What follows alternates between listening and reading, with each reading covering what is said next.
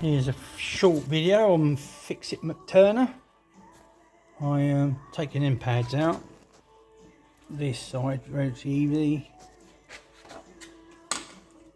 There's your pin that come out.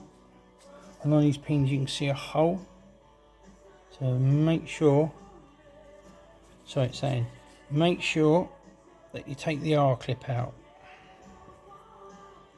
And that's going to focus. There's the hole. And you get little R clips. Which are these?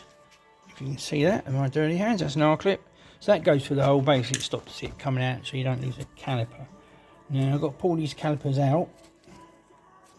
But they don't want to come out. These ones are a bit tight. These are the ones I pulled out earlier.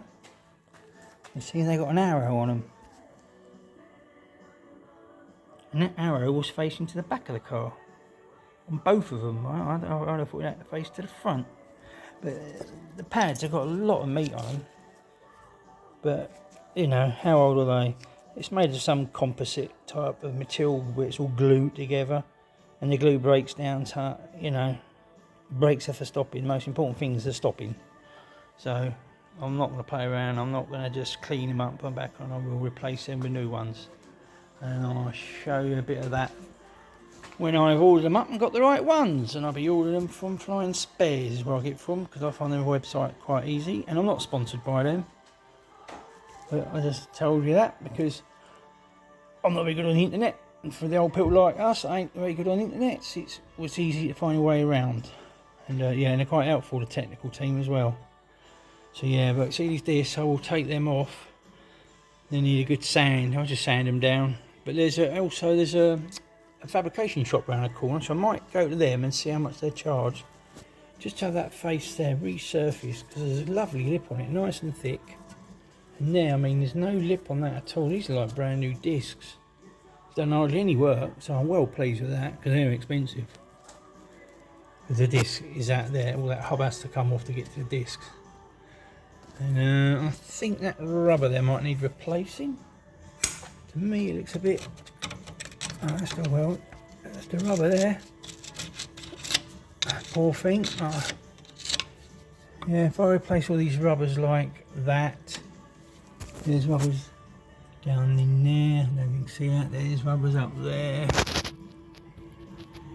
And then some in the back there. And underneath here the stoppers. And then there, because what happens when they start to wear the drive and the rolls, it starts to, it's like your son's in the back of the car rocking it. It's not smooth somewhere. You hear the dents and the bumps in the road feeding out. All that sound will come up through the springs. Whereas if you've got nice thick rubbers here and all over the place, that way then they're dead centre. You don't get no vibration. You don't feel all the little bumps and pit holes in the road. You should get a nice smooth ride.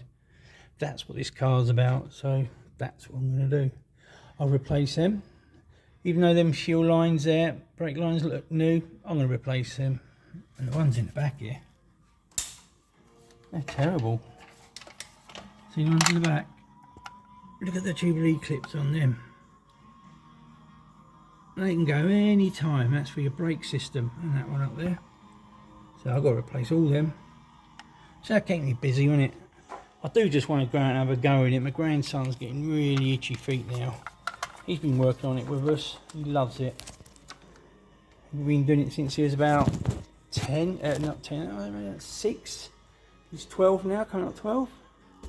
He just wants to go for a ride in it like I do. So all of the brakes, I changed the pipes. Once I got all the safe bits done, then I'll service the engine. I got a new fuel pump, 350 quid. But it's a twin pump. So if one breaks, that one still works.